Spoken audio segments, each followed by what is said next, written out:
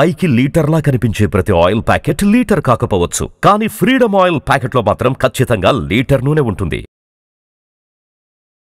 నమస్తే సురేష్ బాబు గారు. కీర్తి గారు నమస్కారం అండి. ఏప్రిల్ మంత్లో కన్యా రాశి వారికి ఎలా ఉంటుందో తెలుసుకుందామండి. కన్యా రాశి కనుక మనం చూసుకుంటేనండి, ఇందులో ఉన్న ఫస్ట్ నక్షత్రాలు చూద్దాం.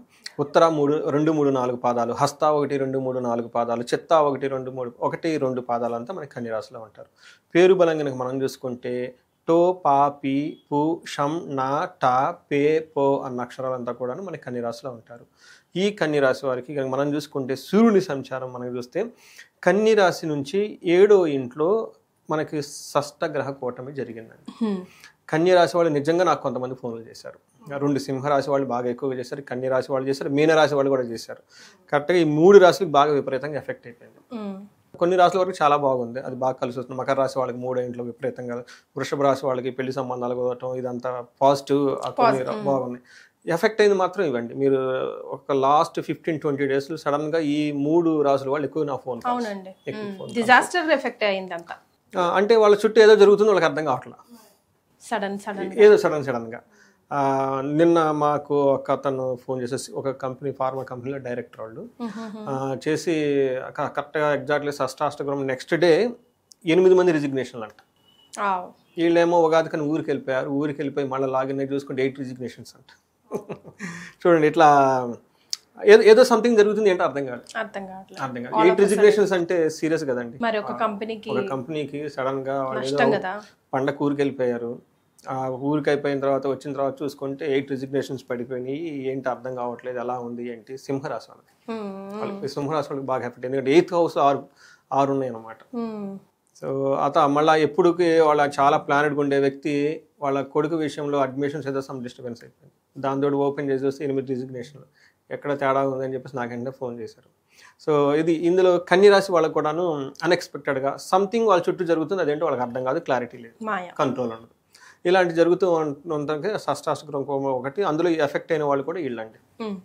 అందులోనూ పండగ రోజున ఈ 9 గ్రహాలు యొక్క ప్రభావం ఈ రాశి మీద చాలా ఉంది కన్యా రాశి వాళ్ళకి. మనకి స్లోగా ఇది ఏప్రిల్ 14వ తారీఖు నుంచి 1 by 1 ఆ ప్రాబ్లమ్స్ నుంచి బయటకు వచ్చేస్తూ ఉంటారు. ఇందులో మనకి సూర్య సంచారం ఏప్రిల్ 14 నుంచి మేషరాశిలోకి వెళ్ళిపోతున్నారు. షష్టాష్ట గృహంలోంచి ఒకటి ఆల్రెడీ చంద్రుడు వెళ్ళిపోయారు, దీని కూడా బయటకు వచ్చేస్తూ స్టార్ట్ అయిపోయిందండి. తర్వాత బుధ, శుక్ర, కుజుడు వచ్చేటప్పటికి వీళ్ళకి కర్కాటక రాశిలో, శుక్రుడు మీనరాశిలో, బుధుడు కూడా మీనరాశిలో ఉన్నారండి. ఇంకా వాటి యొక్క ఇంపాక్ట్ ఈ గ్రహం వాళ్ళకి ఉంటుందన్నమాట. మనం సూక్ష్మ గోచారం, లఘు గోచారం అనే కాన్సెప్ట్ మనకి జ్యోతిష శాస్త్రంలో మహర్షులు ఇచ్చారండి. దీని ప్రకారం వెరీ బ్రీఫ్గా, సింపుల్గా మనకి ఎలా ఉందో తెలుసుకోవచ్చు. సూర్యుడి వల్ల పీడం అంటే పీడించబడే సిచ్యువేషన్స్ ఎక్కువగా ఉంటాయి. కుజుడి వల్ల భూలాభం, ధనం కొనే అవకాశం ఎక్కువగా ఉంటుంది. తర్వాత బుధుని వల్ల ఏమవుతుందంటే అప్పటిదాకా వీళ్ళకి ఏదైనా కనుక వీళ్ళని వ్యతిరేకిస్తున్న వాళ్ళు వీళ్ళకి అనుగుణంగా మాట్లాడే వాళ్ళు ఎక్కువగా ఉంటుంది. శుక్రుని వల్ల ఏమవుతుందంటే young women or young man నుంచి వీళ్ళకి ఇబ్బందులు పడే అవకాశం ఎక్కువగా ఉంటుందండి. స్త్రీలు అనుకోండి, వాళ్ళ చుట్టూ ఉన్న సర్కిల్ ఎవరన్నా యంగ్గా ఉన్న ఒక బాయ్ కానీ ఏదైనా ఉంటే వీళ్ళకి ఇబ్బంది పడే అవకాశం ఎక్కువగా ఉంటుంది. జెంట్స్ అయితేనేమో లేడీస్ ద్వారా, అది వాళ్ళ ఫ్యామిలీ మెంబర్స్ కావచ్చు, ఇంకొకళ్ళు ఎవరైనా కావచ్చు అండి, మనం అలా ఏమనుకోలేదు. బట్ టోటల్గా జరిగే అవకాశం ఎక్కువగా ఇబ్బంది ఉంటుంది అనమాట.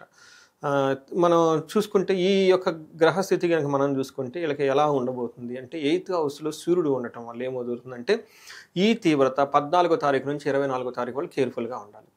ఏం జరుగుతుందో ఆ టైంలో అంటే వీళ్ళకి ధనం కోల్పోతామే అన్న ఒక భయం ఉంటుందండి. ధనం విషయంలో కేర్ఫుల్గా ఉండాలి. ఇది కాకుండా 8th హౌస్లో సూర్యుడు ఉండటం వల్ల మన మహర్షులు ఏం చెప్తారంటే దుర్దోష శత్రు సంవాదో గమనాగమన వ్యధ దుఃఖ వార్తా శృతం చైవ అష్టమస్తే రవి అని చెప్తారు. 8వ ఇంట్లో రవి ఉంటే ఏమవుతుందంటేనండి దుర్దోష అంటే ఏమవుతుందంటే ఉద్దేశం అంటే చెడ్డ పనులు చేయాలని ఉద్దేశం ఉంటుందంటే వీళ్ళకి. మైండ్ అంత క్లీన్గా ఉండదు, ఏదో ఒకటి చేసేద్దాం, అది చేద్దాం, ఇది చేద్దాం అనే ఆలోచన ఎక్కువగా ఉంటుంది. శత్రు సంవాదో, శత్రువులతో పోయి వీళ్ళే గొడవ పెట్టుకుంటారు. శత్రువుకి మనం దూరంగా ఉండాలి. వీళ్ళకి ఏదో ఒక ఉత్సాహం వచ్చేస్తుంది తెలవకుండా ఓవర్ నైట్. అప్పుడు ఒక ప్లాన్ చేసుకుంటారు, వీళ్ళు నన్ను ఇబ్బంది పెట్టరు కదని చేద్దామన్న ఆలోచనలు వచ్చేస్తాయి. దుర్దోషం, శత్రువుని వదిలేయాలన్నమాట. చెట్టుని మంచి వాళ్ళ దగ్గరకు పోవచ్చు కదా, ఈ టైం పోయి వీళ్ళు శత్రువులతో వీళ్ళే పోయి గొడవ పెట్టుకుంటారు. అందుకని గమన వ్యధ, ఏమైనా కనుక ఎక్కడైనా వాళ్ళు మన వర్క్ తిరుగుతూ ఉంటే ఎక్కడికైనా వెళ్ళినా కానీ అందులో ఉపయోగం లేకుండా తిరుగుతారు వీళ్ళు. అంతేకాకుండా దుఃఖ వార్త శృతం చైవ, వీళ్ళకి దుఃఖం కలిగించే వార్త అయిన అవకాశం ఎక్కువగా ఉంటుంది కాబట్టి కొంచెం జాగ్రత్తగా ఉండాలన్నమాట. బట్ ధనం గురించి బాధపడుతూ ఉంటారు. అయితే వీళ్ళకి కుజుడు కూడాను వీళ్ళకి 11th హౌస్లో ఉండి 6వ ఇంట్లో దృష్టి చూడటం వల్ల చాలా విషయాల్లో మిక్స్డ్గా ఉంటుంది. ఫస్ట్ వీళ్ళకి 11th హౌస్లో కుజుడు విపరీతమైన యోగ్యతను ఇస్తూ ఉంటారు. ఏ విధంగా అంటే వాళ్ళకి 11th హౌస్లో ఉండటం వల్ల ఏమవుతుందంటే వీళ్ళకి ధనలాభము, తర్వాత శత్రువుల మీద వీళ్ళది ఆధిక్యత ఉంటుంది. పుణ్య కార్యాలు చేయటం వల్ల వీళ్ళకి బాగా కలిసి వస్తుంది. నూతన గృహ వస్తువులకు సంబంధించిన విషయాలు వీళ్ళు బాగా కొనుక్కుంటూ ఉంటారు. తర్వాత 2వ ఇంట్లో వీళ్ళకి దృష్టి ఉండటం వల్ల దుర్మార్గుల సహవాసం, ఈ విషయంలో చాలా కేర్ఫుల్గా ఉండాలి. నాకు చాలా మంది ఫోన్ చేశారు, ఏమంటే మీ వీడియో చూసామండి, మీరు కరెక్ట్గా చెప్పారండి, మాకు ఉందని వదులుకోలేకపోతున్నాం, ఏం చేయాలి, దానికి మళ్ళీ రెమెడీ అవి అంటే పాపం చాలా ఇన్నోసెంట్కి కాల్ చేస్తుంటారు. ఏమంటే మీరు చెప్పారండి ఇది కరెక్ట్గా నాకు జరుగుతుందండి, నాకు తెలుసు ఇది రాంగ్ అని, మరి అట్లా పరిష్కారం ఏంటి? అన్నీ అంత ఈజీగా వదిలేసుకోలేము సురేష్ గారు. ఎనీవే మనకు తెలిసినా కూడా we can't leave it so easily. అదే కదా మాయ అంటే. ఎప్పటి నుంచో ఉన్నానండి, ఇది నాకు తెలుసు నేనేదో చేస్తున్నానని, కానీ నేను చేయలేకపోతున్నానండి, దీనికి ఏమైనా ఉందా పరిష్కారం? సో తర్వాత నేను ఫోన్ కాల్ అవన్నీ చెప్తూ ఉంటాను. వాళ్ళ యొక్క డిఫరెంట్ ధర్మార్థ కామ మోక్షాలాగా హరిషడ్ వర్గాలు ఏ వర్గం ఉందో వాళ్ళకి పట్టుకొని చూసి వాళ్ళకి సంబంధించిన అంటారు హరిషడ్ వర్గాలు తగినరికే నందకము అని చెప్పేసి వెంకటేశ్వర స్వామి వెళ్ళండి అని చెప్పేసి అక్కడ పంపించేస్తూ ఉంటాం అన్నమాట. సో ఇది దృష్టి ఉండటం వల్ల ఓవరాల్గా కుజుడి విషయంలో సంబంధించి వస్తే చాలా బాగుంటుంది, మంచిగా ఉందని మేము చెప్పుకోవాలి. అయితే వీళ్ళకి శుక్రుడు 7వ ఇంట్లో ఉండటం వల్ల అంత మంచిగా ఉండదండి. ఏ విషయంలో మంచిగా ఉండదంటే కోపస్తద భీతి సర్వదా క్లేశ జీవనం స్త్రీ జాడ్యం మేహ రోగాది భృగో సప్తమే ఫలం. 7వ ఇంట్లో కనుక శుక్రుడు ఉండటం వల్ల అంత కలిసి రాదండి, మంచిది కాదు. ఏ విషయం అంటే పర్టికులర్గా కనుక చూసుకుంటే వీళ్ళకి లేడీస్ అయితే జెంట్స్ ద్వారా వాళ్ళు చేసే పనిలో ఆటంకాలు కలిగించే వాళ్ళు ఇలా తగులుతారు. ఓకే, స్త్రీ జాడ్యం అని అనమాట. అంటే ఏదన్నా ఒపీనియన్లో డిఫరెన్స్ రావటము, లేదంటే ఏదైనా పని ఉత్సాహంగా చేస్తుంటే ఆపేవాళ్ళు ఉంటారు. సో లేడీస్ అయితే జెంట్స్ ద్వారా, జెంట్స్ అయితే లేడీస్ ద్వారా. ఇది కొంచెం కాషియస్గా వాళ్ళకి టిక్లిష్గా చాలా నైస్గా హ్యాండిల్ చేసుకోవాలి తెలుసుకొని. తర్వాత ఫస్ట్ హౌస్లో ఉండటం వల్ల వీళ్ళకి లవ్ విషయంలో, రొమాన్స్ విషయంలో, ప్లేజర్స్ విషయంలో, సుఖ సంతోషాలు భోగంలో చక్కగా ఉంటారు. ఓకే, కానీ ప్రాబ్లం ఎక్కడ వస్తుందంటేనండి మనకి ఇందాక చెప్పుకున్నట్టుగా లేడీస్ అయితే జెంట్స్ అయితే భేదాభిప్రాయాలు వచ్చేసి వాళ్ళ ద్వారా వీళ్ళకి ప్రాబ్లమ్స్ క్రియేట్ చేసే అవకాశం ఎక్కువగా ఉంది. ఇట్స్ బోత్ వే, 2 వేలు కూడా ఒక ఇది కనిపిస్తుంది కాబట్టి కొంచెం జాగ్రత్తగా ఉండటం ఎంతైనా అవసరం. రైట్. మరి నక్షత్రాల ప్రకారం ఎలా ఉంటుంది? నక్షత్రాలు ఉత్తర ఫాల్గుని హస్త చిత్త నక్షత్రాలు మనకి ఇందులో ఉంటాయండి. ఇందులో కనుక మనం చూసుకుంటే ఉత్తర ఫాల్గుని వాళ్ళకి 2 విషయాల్లో బాగుంది, 2 విషయాల్లో ఛాలెంజింగ్గా ఉంది. సో వీళ్ళకి ఈ నక్షత్రం వాళ్ళకి కనుక చూసుకుంటే ఫస్ట్ ఎక్కడ పాజిటివ్ అంటే ఈ మాసం అంతా వీళ్ళు క్షేమంగా ఉంటారు, ఓకే, టెన్షన్ పడిన అవసరం లేదు. తర్వాత ఏదేదో జరుగుతుంది అనుకుంటారు కానీ కామ్గా ఉండటమే దీనికి రెమెడీ అనమాట. ఎందుకంటే వీళ్ళకి స్టేబుల్గా కామ్గా అంటే కొంతకాలం అలా వదిలేయాలి, ఏది ఇంపార్టెంట్ డిసిషన్ తీసుకోకుండా. ఎందుకంటే వీళ్ళ చుట్టూ ఏదో జరుగుతుందో వాళ్ళకి అర్థం కాదు, అంత కయోటిక్గా ఉంటుంది. మీరు చెప్పినట్లుగా వీళ్ళకి షష్టగ్రహ కూటమి యొక్క ఇంపాక్ట్ ఎక్కువగా ఉండటం, 7వ ఇంట్లో చాలా ఎక్కువ గ్రహాలు ఉండటం వల్ల ఆ టైంలో ఏం చేయాలంటే అండి ఫైనల్గా వీళ్ళు క్షేమంగా ఉంటారు కాబట్టి టెన్షన్ పడిన అవసరం. ఓకే, ఏది జరిగితే అది కానివ్వండి, తల తిరిగితే తల తిరగనివ్వండి, ఫోన్లు అయితే అన్ని రోజులు మనం కావనుకొని కొంచెం సైలెంట్, కొన్ని రోజు కొంచెం పేషెన్స్గా ఉంటే చక్కగా ఉంటుంది. రెండోది వీళ్ళకి ఫైనాన్షియల్గా క్రైసిస్ ఉండే అవకాశం కూడా ఎక్కువగా ఉంది. తర్వాత వీళ్ళకి రాజ్య లాభము, ఖచ్చితంగా వీళ్ళకి ప్రమోషన్స్ వచ్చే అవకాశం ఎక్కువగా ఉంది. బట్ వీళ్ళు ప్యానిక్ కాకుండా స్టేబుల్గా కూర్చోవాలి. తర్వాత హస్త నక్షత్రం వాళ్ళు కనుక చూసుకుంటే వీళ్ళకి 2 విషయాలు చాలా పాజిటివ్గా ఉంది, 2 విషయాలు ఛాలెంజింగ్గా ఉంది. ఎక్కడ పాజిటివ్గా ఉందంటే మంత్ అంతా క్షేమంగా ఉంటారు. ఓకే, వీళ్ళకి రాజ్యలాభము హస్త నక్షత్రం వాళ్ళకి ఏప్రిల్ 11th వరకు బంధనము, ఏదో ఒక విషయంలో బంధించబడినటువంటి అవకాశం వీళ్ళకి ఎక్కువగా ఉంటుంది. కానీ రాజ్యలాభం కూడా చూపిస్తుంది. ఓకే, చిత్తా నక్షత్రం వాళ్ళకి ఫైనాన్షియల్ క్రైసిస్ చూపిస్తుంది, హెల్త్ కాంప్లికేషన్స్ చూపిస్తుంది. కానీ పాజిటివ్గా కనుక చూస్తే వీళ్ళకి క్షేమంగా ఉంటారు, అంతా బాగుంటుంది. కానీ ఏదో ఒక విషయంలో బంధించబడినట్లు ఉండేసి మానసికంగా వీళ్ళు చాలా ఎక్కువగా ఆలోచిస్తూ ఉంటారు. అది మనం షష్టగ్రహ కూటం వాళ్ళకి ప్రభావం అయితేనేమి ఏదైతేనేమి ఏమంటారు, బంధించబడినట్లు అంటే ముందుకు వెళ్ళాలా వెనక్కి వెళ్ళాలా, ఏది మంచిది ఏది చెడ్డది, డెసిషన్ తీసుకోలేక ఒక కన్ఫ్యూజన్లో ఉండే స్టేటస్ అయితే ఖచ్చితంగా ఉంటుందండి.